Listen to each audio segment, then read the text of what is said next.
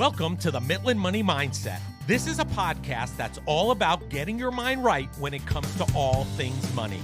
In every episode, we go deep with engaging guests who provide tangible takeaways and a whole lot of joy along the way.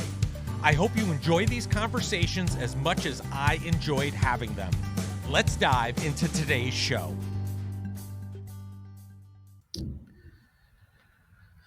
Well, I have the pleasure today of being with Anthony Zhang, co-founder and CEO of Vinovest. This is something that I am excited for this conversation, and I hope you are as well. Welcome to the show, Anthony. Thanks so much, Larry. It's a pleasure to be on today.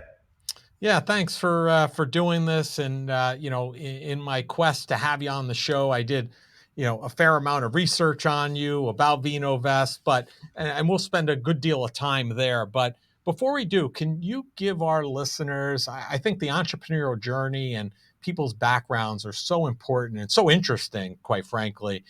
Perhaps you could give our listeners an insight as to who Anthony Zhang is and what brought you to the point of launching Vinovest, if you would. Yeah, absolutely. So Vinovest is my third company. So going back to the beginning, I started my first business in my freshman year of college. I was enrolled as an undergrad business major. So my goal was always to eventually start a business. But I really thought my path would be go to a good school, get good grades, right? Get good internships. You get a good job out of college, and then maybe after a few years, your MBA, right? And then after that, you're ready to start a business. That was my goal heading into college. But really, just 2 months into my freshman year, I think like many other college students, stumbled upon a very urgent and important problem, which was that I was really starving when I was studying in the library, in the study halls. And this was, over 10 years ago now. So food delivery apps were not really a thing yet. They were just Right. starting to become popular. And I started a on-demand food delivery app for college campuses called Envoy Now. We linked up with the dining programs on campuses. We made it so that only students could use the app. They had to sign in with their EDU email, so it was really safe and protected. And I had the good fortune of being able to pitch Mark Cuban and Mark Burnett and receiving my first investment offer from them.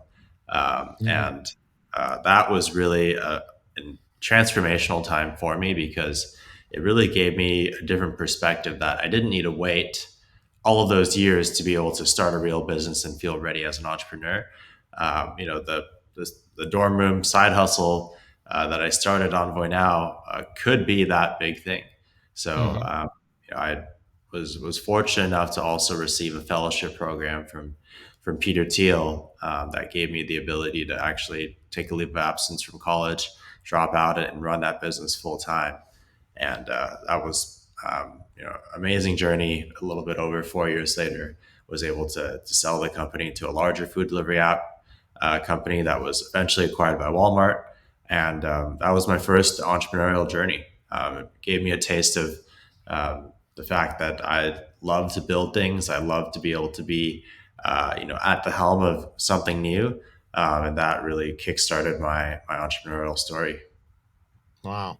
Did you have any kind of, I mean, you had a dream to be an entrepreneur at some point down the road. Did that, but you ended up doing it much sooner than you had anticipated because of this need that you saw.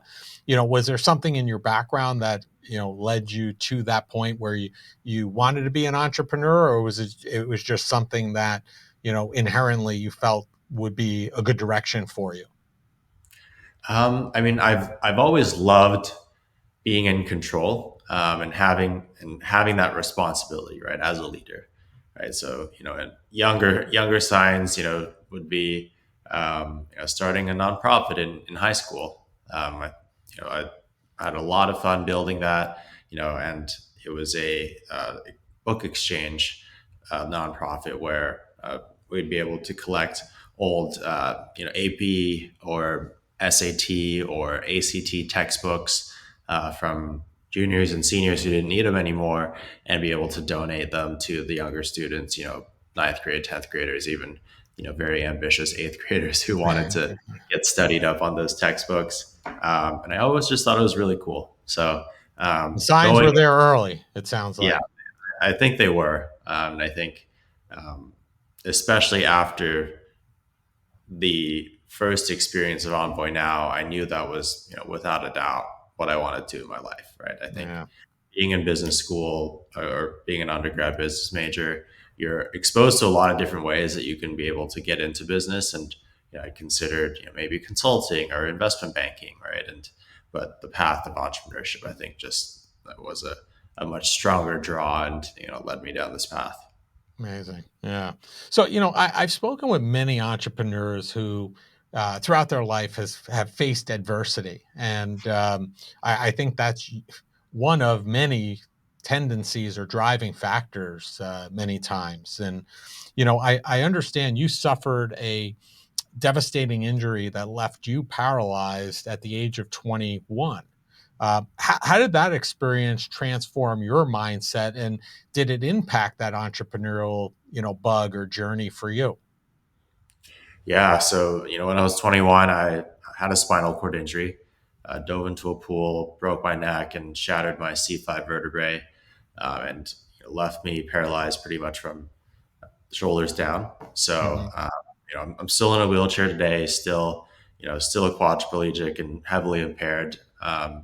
And that was in the middle of running my first business on Envoy Now. So, I went from just, high flying, feeling I was top of the world. And, a lot of my sort of identity and self worth was really wrapped up in my business to completely just, everything changed, right? I had Sure. to relearn the most basic things, like even how to breathe without a ventilator, right? How to be able to feed myself using adaptive tools. And my business was the furthest thing on my mind, right? I needed to learn how to, survive again. And I think what really led me back to wanting to go to, build that business again, right? It's a very hard thing to do, being an entrepreneur, Hmm. was really that it gave me something else to focus on. I was, in intensive physical therapy and occupational therapy, 6 to 8 hours a day, 5 days a week, and I just felt like I needed something more than just that.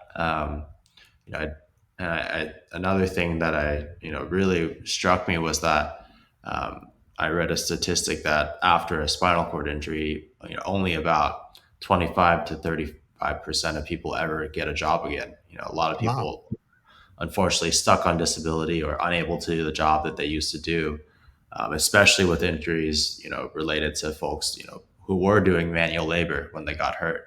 Hmm. Um, and, with entrepreneurship, right, being a CEO, having being a technology backed company, right, I was finding myself in a really lucky and fortunate position where I could go back to work, right? It wouldn't be the same, but my brain is still there. I'm still me.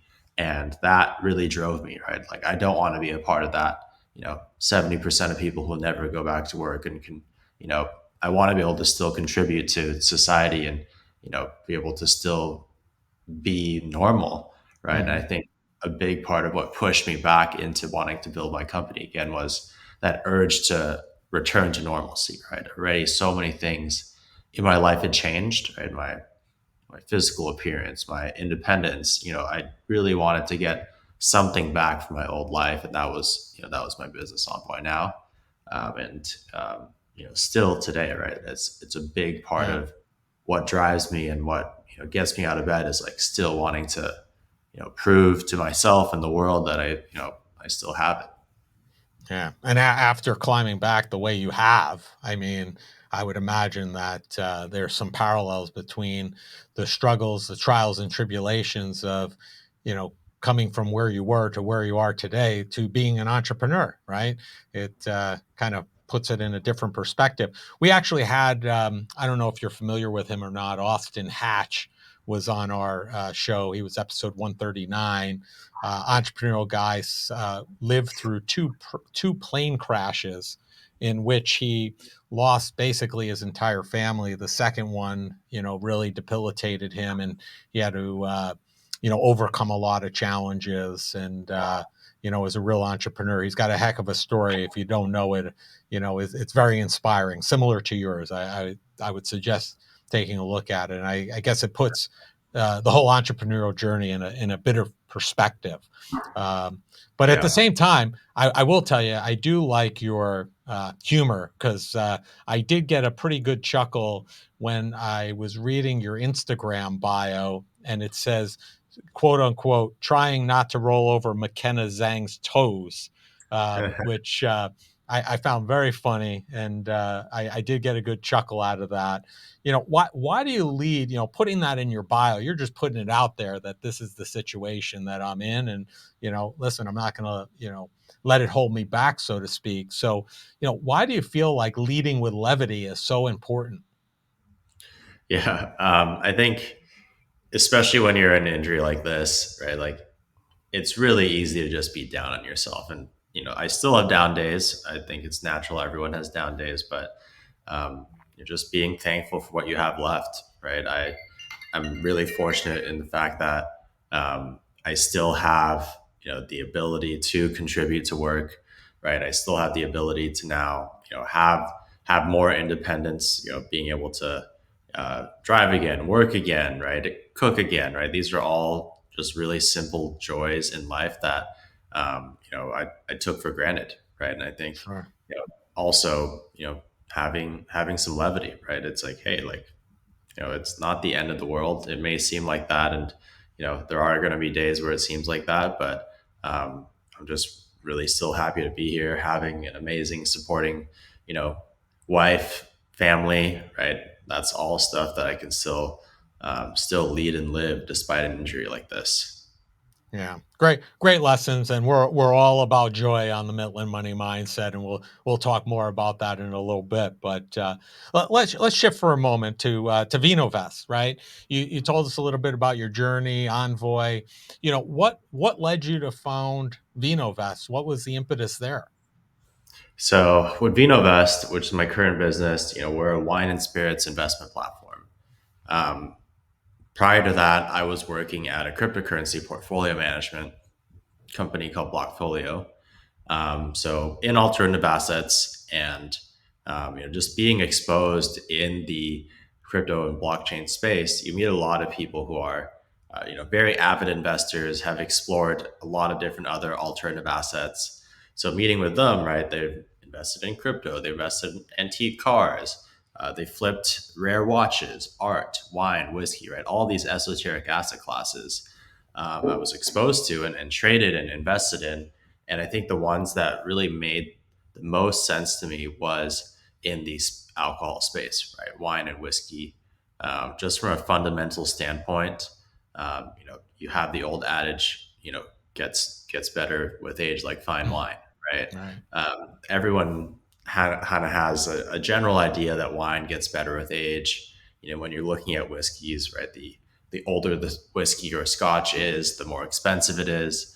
So it really made sense to me that this was an asset that actually gained value as it went along, and also the additional fact that you can never really recreate a vintage year, right? If Hmm. you have a really rare bottle from the year 2000 and somebody made 100,000 cases of it, by the time we're in the year 2020 or 2024 today, there's very, very few left, right? So that natural supply and demand factor also accelerates the price.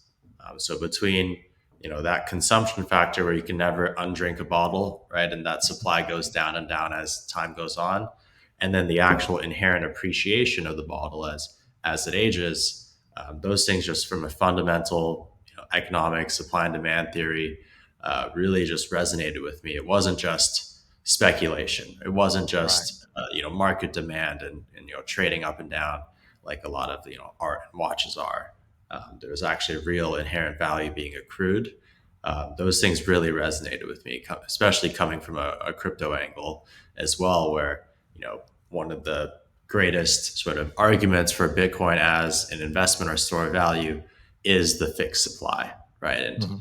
you can even argue that it's decreasing supply because every day there are tons of people who forget their wallet secret keys, unfortunately, right? And those Bitcoins are kind of lost forever. Right. So because of those reasons, I was like, all right, this is a really great asset.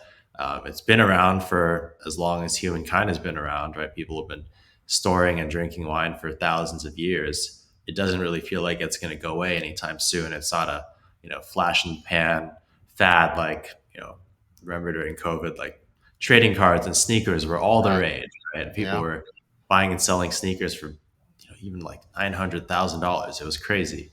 Hmm. Now, not so much, right? Like Yeah. for me, it felt like wine and whiskey and other spirits were really ingrained in our society, right? We're always going to be drinking alcohol, whether whether we like it or not.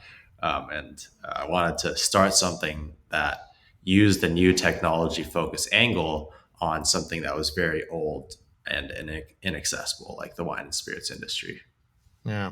So, I mean, is it as simple as, and maybe this is just me as a novice. I'm not a big wine guy. I am a Scotch whiskey and bourbon guy. So I can understand that a little bit more. But with wine in particular, I mean, is it as simple as, the number of bottles that are available and the vintage year to determine, if that's going to appreciate, or is it even more complicated than that? Yeah, I think just breaking it down to its simplest form, it really is that, right? It's all right, what is the expected rate of consumption for all of these bottles that were produced? And then, as it ages, right, what are the, both consumers and critics saying about it, and what is the sort of like ending timeline on when the ideal drinking window is, right? It could be 15 years from release, could be 20 years from release. We don't really know, but that's something that you can also take a look at historical vintages for, right? If we're comparing the say 2010 vintage now, which is now 14 years into the future, we can also predict it based on the 20, the 2009, the 2008, the 2007, right? So you have a lot of benchmarks from a data standpoint to be able to analyze when the best time to buy, when the best time to sell is. Interesting. So, my understanding is Vinovest is known for making wine investment accessible, because I don't think that unless you're in a specific space, walk of life, for example, that you're proactively thinking about making a wine investment. But your goal is really to make this accessible. How does your platform, VinoVest, democratize the world of fine wine, which has I think traditionally been seen as some type of elite type of investment, right? Yeah, and I think you're absolutely right. When I first heard of wine investing, what I had in mind was like, oh wow, I need to be, ultra wealthy, have a massive wine cellar, right? Have a huge budget. I don't know how to go to an auction or get invited to an auction, right? There's a lot of things at play. And then I thought to myself, all right, even though I had a big wine cellar at home, how do I insure all of this, right? Hmm. What's a specialty insurance company that would understand the value of wine? And those are all the things that an individual would have to deal with if they were going to do this by themselves. It is possible, right? That's why ultra wealthy people do it. And Vinovest democratizes it by really taking all those components and taking care of it, right? For you, all you need to decide as a consumer is how much do I want to invest in wine or whiskey. You can talk to one of our portfolio advisors if you like, or you can just completely self-service yourself and go through our online platform, and we will actually have an algorithm that determines which wines to buy, which whiskeys to buy. We monitor the market for price updates on a monthly or yearly basis, depending on the product. And then we also give you alerts on, hey, your wine or whiskey is entering that maturity window, right? We're starting to get bids on it, and we'll notify you like, hey, we have an offer for X amount of dollars, right? This would lock in an X amount of profit for you. And do you want to sell it, right? And sometimes most of our customers will opt into an automated selling process. So we don't need to ask them for permission. they've already given that to us from the get go, and it's a fully passive investment for them, and we actively manage it. So just like a traditional manager would manage a portfolio of stocks and bonds, we just have a portfolio of different wines and whiskeys from different regions, different years, different price points. So we also help them diversify within the asset class. So if I'm a consumer and I come to Vinovest and I want to make an investment, right? Am I just so this is clear to our listeners, am I making an investment in a bottle, or am I making an investment in a portion or a percentage of several different bottles? And then I guess a little bit further, can I do that do I have to do that just in wine?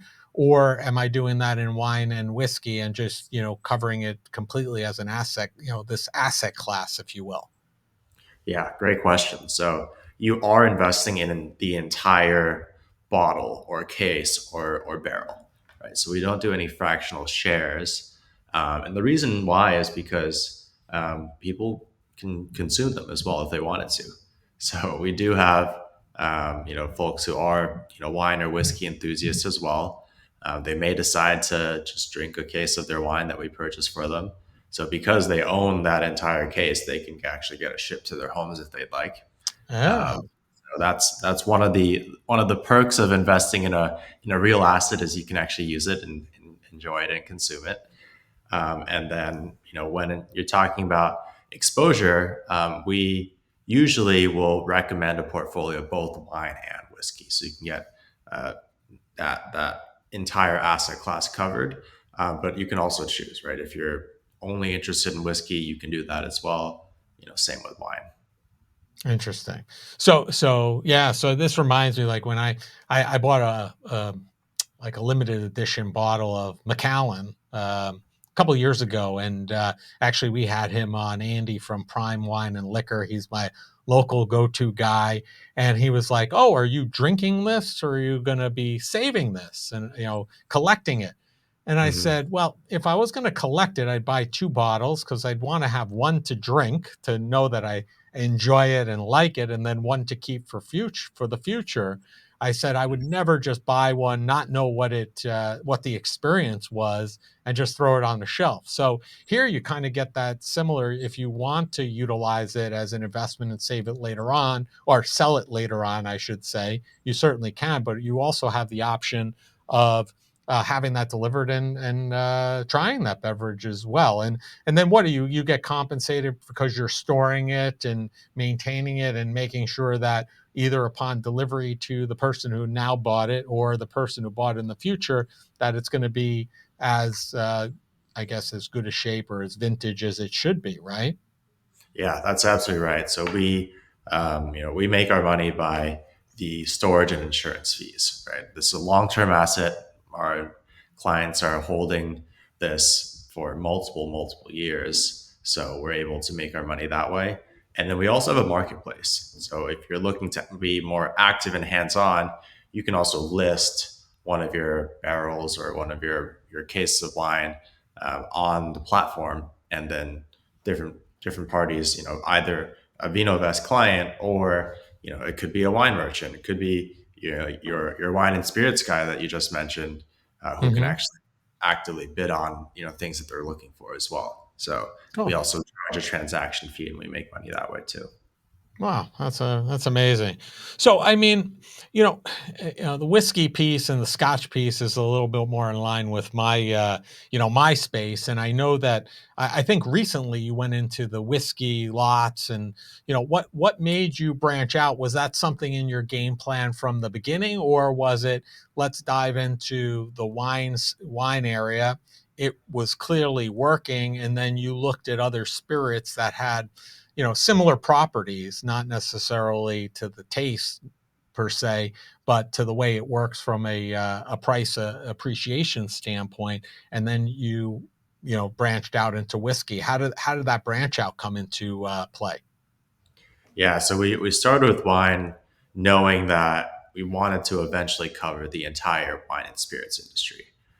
But with just our expertise, we started in just one asset, and once we reached that 100 million mark, we knew that all right, we've got a system. down, right? We know some processes. Of course, we made many mistakes along the way, but I think we have a playbook where we can replicate this. And at the same time, we had put out a wait list for our whiskey product, and that wait list was growing and growing and growing past 10,000 people on our mailing list. We're like, all right, we got to give the people what they want as well. So it was a really great convergence of the two. And especially in the last 12 months, we've been really focusing on getting our whiskey product up to par and in line with the maturity of our wine product in terms of its capabilities, the user experience, right? And, allowing our customers to buy, you know, really in a pretty, I'd say, like industry leading selection of casks, right? You can even buy, a rare, sherry finished Macallan cask if you wanted to, right? It's all going to be completely stored in a bonded warehouse in Scotland, with a master distiller being able to check on it periodically. And you even have the ability to come to Scotland, visit your cask, right? We'll do a whole tasting with you, right? So we really wanted to create a whole experience for the investor that was on par with what you can do on the wine side.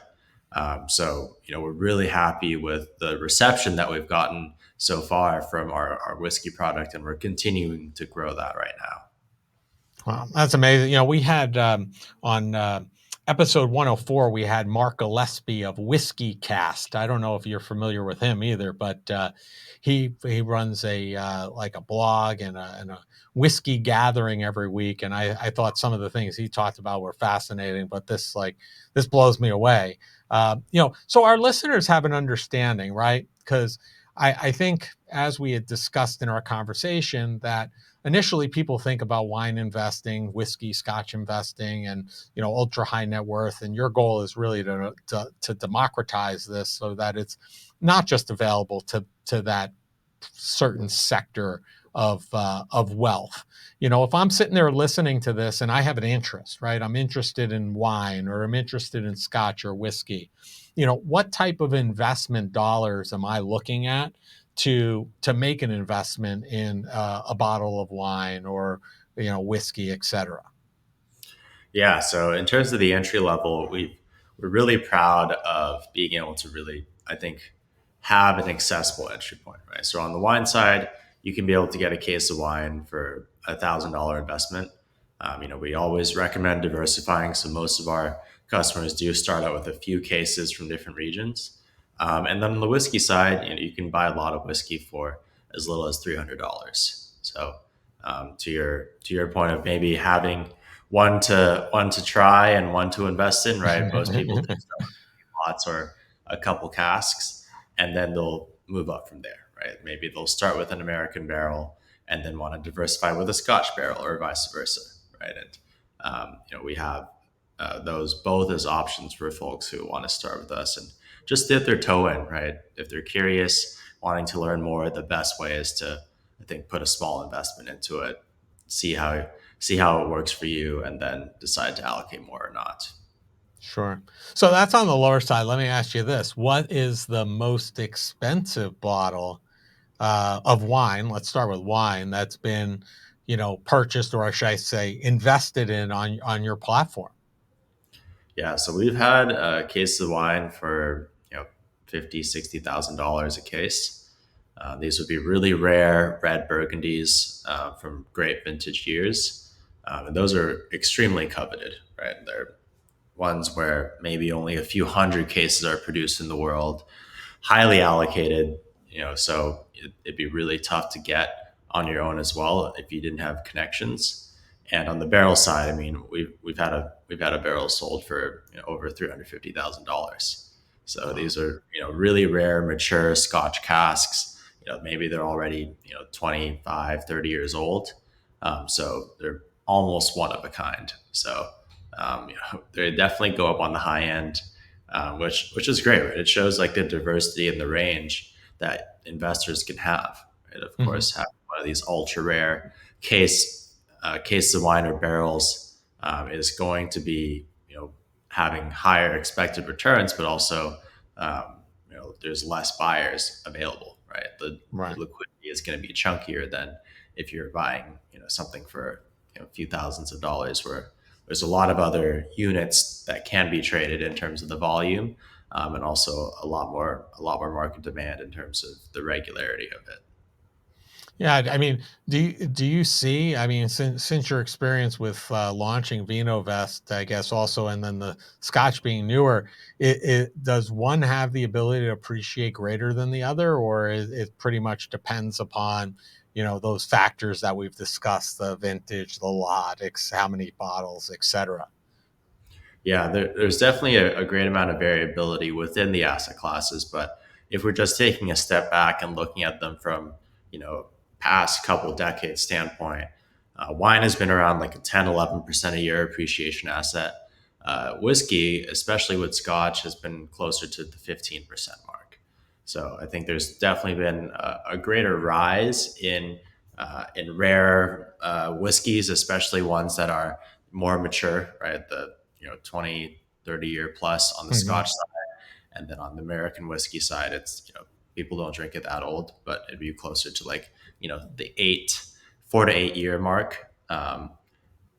Those have been, I think, some of the really standout performers. But even on the wine side, right? If you're looking at rare champagnes or rare wines from Burgundy, those two sort of like subsectors of the asset class have been closer to 15, 20% a year over the last 5, 10 years. So there certainly are trends within them, but overall, when we're talking historical returns with prospective clients, and they're looking at where this could potentially fit within their portfolio, we see it as definitely a very long-term asset, right? Needing at least a 5 to 10 year horizon, and then having relatively low volatility, has about a third the volatility of the S&P 500 over the last 20 years. And then finally, just the main thing is the lack of correlation, right? Hmm. The factors that drive the wine and whiskey prices, really have nothing to do with what's going on in the S&P 500. So Yeah. that's Well, really the main some some point. some might argue that it does have something to do with the S&P 500. It might have to do when the S&P 500 is on the way down. People have a tendency to drink more wine and whiskey. I don't know. Is I'm just no, no, joking, but you're absolutely right. there might be Actually, some evidence there. I don't know. during recessions, alcohol consumption does go up. Yeah. So we have seen that, as at least certainly during COVID, alcohol Right. consumption went way up, but also during the Great Recession in '08, Sure. '09, we've seen that as well. So Definitely. to the detriment of society, but it's definitely a There positive you when it go. comes to the market that we're in. Yeah. So, Anthony, we mentioned earlier, we're all about joy here on the Midland Money Mindset, and I told you we talk a little bit about that later on. So we're there. We ask each of our guests the same last, and final question, which is, because we're all about joy, what did you do today that brought you joy and put you in the right mindset for success? Yeah, so I love being outside. I love the sunshine. That's why I'm in Southern California. Yeah, I So was going to say. being able to have a sunny day, and during this wintertime recording with my dog Duke, giving him some cuddles. I think that's just a simple joy every morning. Ritual, being able to take him out, enjoy the fresh air before I start the workday. Sure. That's awesome. Thanks for sharing that with us. And Anthony, we're going to have all the information about you and Vinovest in the show notes. But if people want to learn more about you, learn more about Vinovest, connect with you, what's the easiest and the best place for them to do that? Yeah, so our website is vinovest.co. So vinovest.co. You can also directly email me. So I'm Anthony at vinovest.co. So I read and respond to almost every email, unless it's spam. But if you mentioned that you saw us on this podcast and had any questions or thoughts, I will most certainly respond to you. Awesome. Well, listen, Anthony, it's been a pleasure having you on the show. I thank you. I will continue to be watching Vinovest more on the Scotch and whiskey side than, in fairness, on the wine side for me. But it's exciting and interesting, and I appreciate your time and enjoy the day. Absolutely. You too, Larry. Take care. Okay.